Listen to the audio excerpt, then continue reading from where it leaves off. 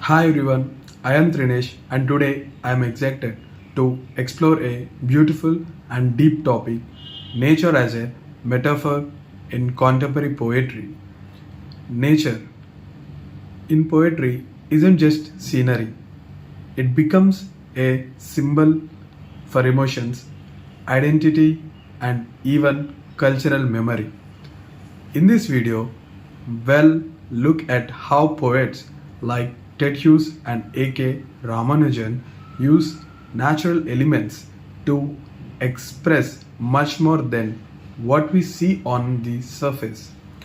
Let's begin with Ted Hughes in poems like The Hawk in the Rain and Snow. Nature is wild, raw, and powerful, not peaceful. In the hawk in the rain, the hawk represents strength, survival, and a brutal kind of independence. Hughes doesn't just describe nature, he uses to reflect the harshness and unpredictability of life itself. In snow, nature becomes a strange, mysterious force. It represents isolation and transformation. The snow covers everything, hiding both beauty and fear.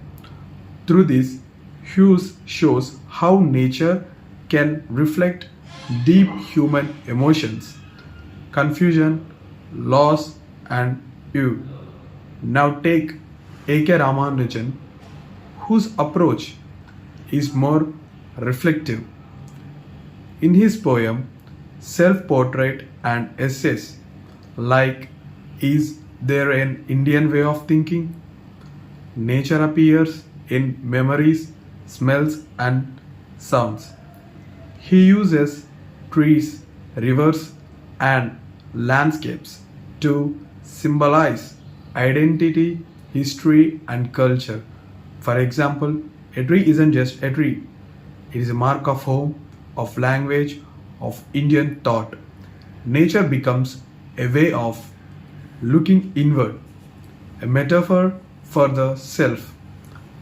Both poets use nature differently, but they share something powerful. They use it to explore what it means to be human in a fast changing world. Nature becomes emotion, nature becomes memory, nature becomes metaphor. To conclude, contemporary poetry takes nature beyond simple description.